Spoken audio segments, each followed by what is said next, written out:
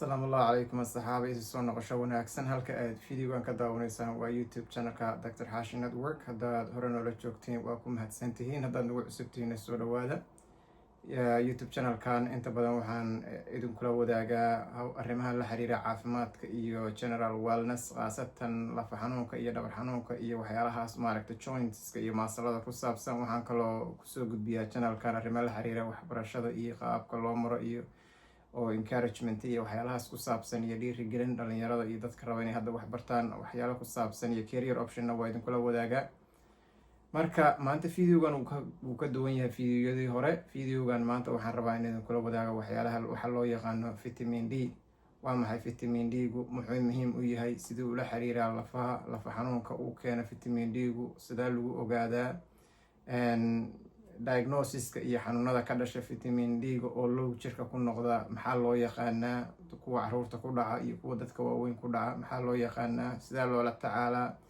si naturally oo dabeeciyana cuntada laga helaa waxyaalahaas oo dhan aan idinkula wadaagi doonaa videogan soo dhawaada mar kale vitamin D-ga waa mid ka mida maadooyinka ama nutrientska ah oo jirka bini-aadanka ku jira waana maado ka mida maadooyinka ugu muhiimsan wuxuu muhiim u yahay oo ka mida waxyaalaha ugu waaweyn oo vitamin D-gu uu qabto waa waxa loo yaqaano calcium absorption calciumka cuntada markii la cuno laga helo caloosha iyo digestive systemka marka ay marto vehicle-ka ama gaariga kasoo qaada oo dhiigga soo geliya kadibna lafaha usii diraaho waa vitamin D-ga haddii vitamin D uusa jirin calcium absorption ma dhacayo calcium absorption haduusa dhicinna hypocalcemia wax la yihahdaa dhacayda markaas oo dhiigga uu waayo calciumkii uu waayo macnaha oo meeshii laga soo qaadayo uu waayo calciumkii ma waayo xataa haddii calcium daawadeed lagu siiyo macnaha ma soo gaaraydo dhiiggii iyo lafihii ma gaaraydo sababtoo ah gaarigii ama maaragtay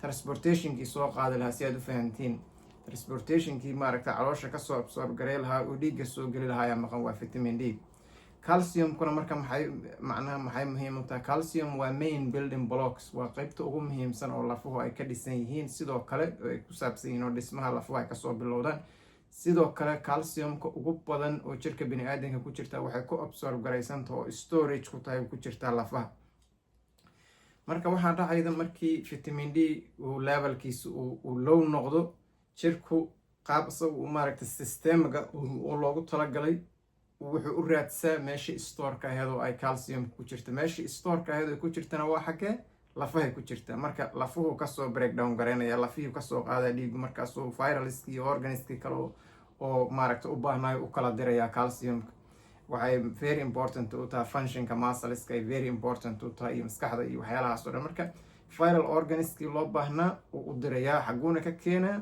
wuxuu ka keenayaa lafihii kasoo breakdown garaynaya maxaa dhacayda markii lafihii maaragtay calciumkii laga soo qaado calciumkii ay lafaha kasoo laabato maxaa dhacayda daciif ay noqonayaan lafihii calaamadaha marka waxyaalaha vitamin D-ga khatarta ka dhiga waxa waaye calaamadihiisa hore lagama fahmo calaamadihiisa oo xanuun hore laga fahmo qofka hore uga soo boodo dhakhtar uu aadayo maaha marka waqti dheer ay soo socdaan markaad fahanto waa mar too late calaamadaha markaan isla socono waxaa ka mida maaragtay sidoo kale calciumka iyo vitamin D-gu kaliya muhiim ma aha calcium absorption wuxuu kaloo muhiim u yahay immune systemka ama difaaca jirka wuxuu kaloo qeyb ka qaataa cognitive functionka iyo habfakarka brain cellska maskaxda ku jira iyo qaabkaas iyo habfakarka iyo memoryga iyo waxyaalahaas oo dhan muhiim u yahay wuxuu kaloo muhiim u yahay functionka musclesku muhiim u yahay vitamin D marka calaamadaha la dareemo aan isla socono fatigue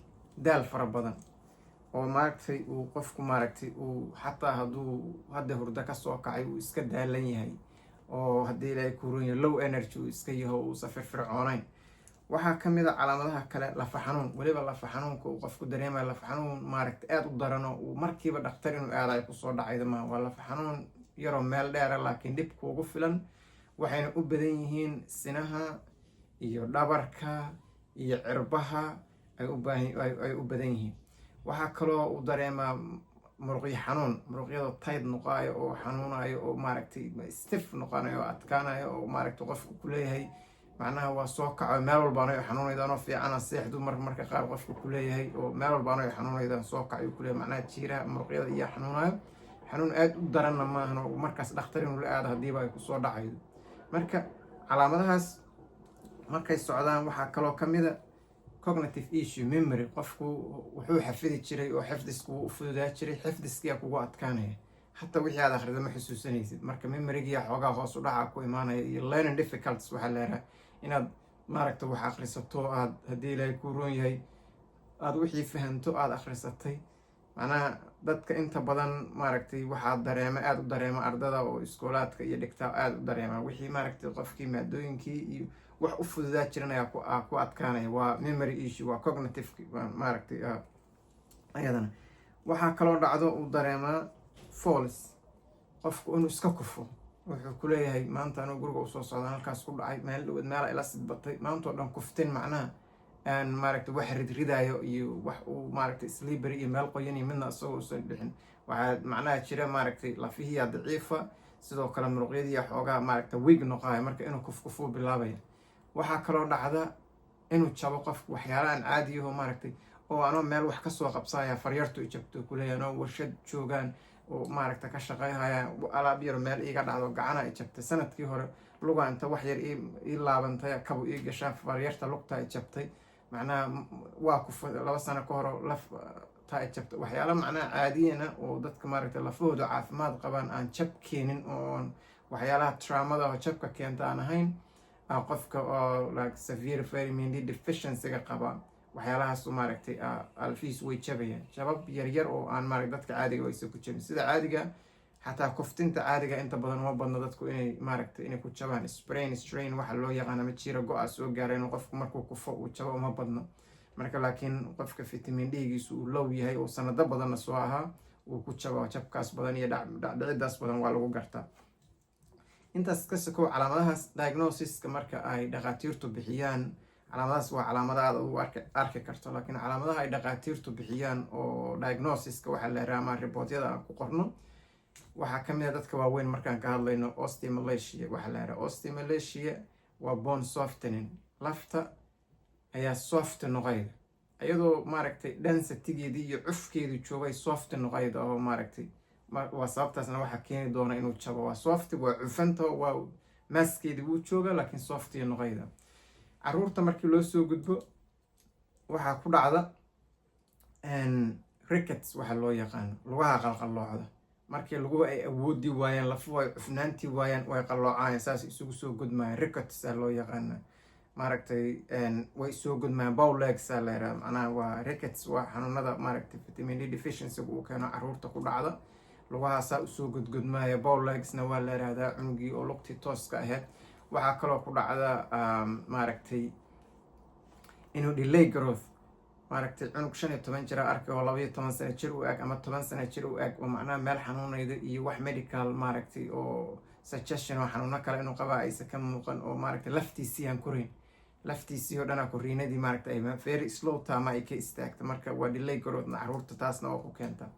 dadka waaweyn waxay kaloo ku keentaa waxa loo yaqaano osteoporosis. osteoporosis vitamin D deficiency keliya ma keeno, laakiin waxyaalaha keenu ka mid yahay inactivity iyo inuusan qofku maaragtay activity lahayn oo lafiisa isticmaalo, jimicsan oo socon, iyo life stylekiisa oo aad u liita, iyo poor diet, iyo smoking, inuu sigaar cawayo. waxyaala badanaa keena maaragtay aging xataa waa keena osteoporosis. laakiin vitamin D-ga naga qusay hadda topigan, vitamin D waxyaala osteoporosis way ka duwan tahay osteomalacia.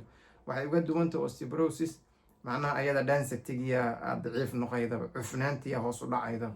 midii kalen soo sheegna waxay iyadoo cufanay ay daciif iska taho, waa soft. tan laakiin densitigi iyo cufnaantiyaba hoos u degaydaba, shiriinka garoobaydaba.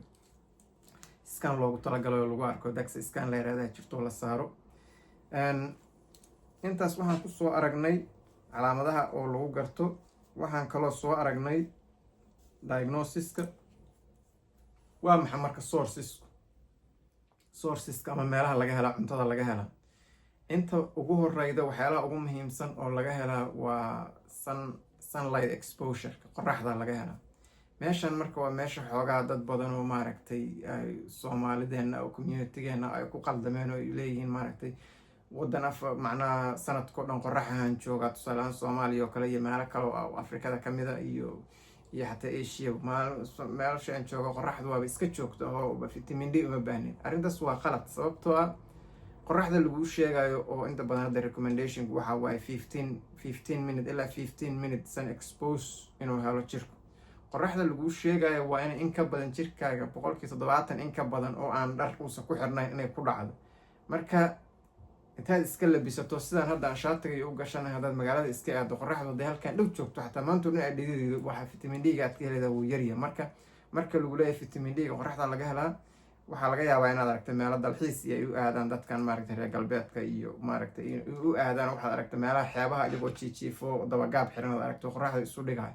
macnaha waxay rabaan jirkooda 70% ka badan inuu sun exposure-kaas inuu ku dhaco, qoraxdu ay ku dhacdo. waana markaas maalintii ilaa 15 daqiiqa leera. waana markaas markaad vitamin D-ga qoraxda aad ka helaydo oo maaragtay oo laga hela. laakiin sida anagu maaragtay qof maaragtay iska labisano magaalada iska maray, haddii aad guri daarad weyn la joogto, tusaale ahaan aad surwaal gaaban inta xirato aad iska fariisato, qoraxdaas kugu dhacdo galabtii ama subaxii ay kugu dhacdo 15 daqiiqa, that's fine. laakiin sida caadiga adoo iska shaqo tagto magaalada joogo qorax meel lahan joogo vitamin D ka hela, arrintaas sax maaha. vitamin D lagama helo. gabdhahana iyada dumar kumaba sii jirto, waa xijaaban yihiin oo caadi full iyo xijaabanayba magaalada aadan, marka iyaguna maba ka helayaan. marka waxaan macnaha taas kugu sheegaya, haddaad xataa meel qorax la joogto weli riski aad u tahay vitamin D deficiency inay kugu dhacdo. marka waa inaad maaragta aad ka warqabto, aad dhaqaatiirta la socoto, at least sanadkiiba mar inaad baarto ama 2 sanaba mar inaad baarto, ogaato levelkaaga iyo meesha uu yahay, intaysan xaaladdu aysan meel khatara gaarin iyo inuu lafaha iyo ku jajabiyo systemkaagii kale uu saameyn ku yeeshay caafimaadkaagii guud. qoraxda markii laga soo gudbo cuntooyinka laga helo waxaa ka mid a oo number 1ka caanaha ka mid a number 1 caanaha ka mid a. number 2 ukunta ku jirta. number 3 macnaha cuntooyin badan laga helo, laakiin 3da ugu muhiimsan oo hadda maaragtay dhaqaatiirta iyo macadyada caafimaadku ay maaragtay soo saareen waa caanaha, waa ukunta, waa kalluunka fari fishka la yiraahdo, waa salmon fishka midka loo yaqaano, iyo noocyadiisa kala duwanba. mid kasta oo oil produce gareeyo fari fishka loo yaqaano way badan yihiin. marka ukunta, caanaha iyo fishka, 3daas maadooyin maaragtay ugu muhiimsan waxyaalaha laga helo vitamin D-ga markay cuntada timaado. qoraxduna maaragtay waa number 1, laakiin waa haddaad sun exposure aad heli karto. wadamadan hadda maaragtay reer galbeedka Canada iyo Mareykan iyo kale recommended dose aba jira oo xilliyada winterka oo qaboobaha ay qaataan oo 600 IU wax la yiraahdo maaragtay, iyo maaragtay dadka oo ilaa 12 caruurta jirta Mareykanka, sidoo Mareykanka oo kale ay recommend gareen 12 jirta ilaa maaragtay dadka da'doodu 70 ay u dhaxaydo inay 600 IU wax la yiraahdo qaataan. dadka kasii weyn oo 70 above inay 800 qaataan IU waxa loo yaqaano. marka waa similar, waa ka agdhow yihiin Canadiankuna, iyaguna kooda waa ka agdhow yihiin oo daily recommended dose wax la yiraahdaa jirto, supplement ahaan loo qaato inta badan oo aan maaragtay aadan uga baahnayn inta badan in dhakhtar soo qoro daily. waa dhakhtar wuu kuu sheegaa, laakiin wax oo qoraal u baahan inaad kusoo gadata maan, waa oo over the counter laga gataa jirta. marka laakiin mar walba intaadan ama aadan daily dose iyo midna aadan qaadan inaad sheegaraydo oo aad iska soo baartaa aad u fiican, ood ogaato horta meesha uu joogo. hadduu meel fiican oo haayaba iska joogaba, yacni cuntadaadii iyo lifestyle-kaagii intaas ku soo gaarsiiday aad maintain garayhoo waday, haddii waa low lagu yiraahna waxbaad ka qabanaysa. marka videoga intaasaan rabaa inaan kusoo gaabiyo. waxaan rajeeyaa inaad wax badan ka faa'iideen, aadnaan ogaateen maaragtay inuu muhiim u yahay vitamin D, inuu lafaha si indirect muhiim u yahay. inta badan waxaa laga yaabaa calcium iyo vitamin D inay say isugu xiran yihiin aadan hore u fahansaneyn. marka waa saas xiriirka ka dhexeeya calciumka iyo vitamin D waa in maaragtay calciumka waxa oo maaragtay absorb gareeyo dhiigga iyo soo geliya lafaha soo geliya inuu vitamin D-ga yahay, saas muhiim u tahay. adoo vitamin D la-aan ah oo low uu kaa yahay, dad calcium xataa isku daldasho inay lafahaaga waxba aysan ka qaban karin. waxyaalahaasaan rajeeyaa inaad ka faa'iideen maaragtay videogan. videoya kalaan uga soo hadli doonaa waxyaalaha kaloo nutrientska oo muhiimka u ah oo maaragtay jirka biniaadanka. sidayna caadiga ahayd halkan YouTube channelka aadna igala socon doontiin videoyadan sidaan u dhaadheer YouTube channelka baan kasoo daayaa. waxyaalaha kaloo maaragtay ama Facebooka ama dadka igala socda TikToka soo gala waa waxyaalaha gaagaaban ama videogan dhammaystirnayn, laakiin sida official waxaad ugala socoydin barnaamijyadeeda caafimaadka Dr. Xaashi Network YouTube channelka aan leeyahay. waa ku mahadsantihiin daawashadiina, commentigiina iyo maaragtay feedbackiina waa ii muhiim. marka isla socosho wanaagsan.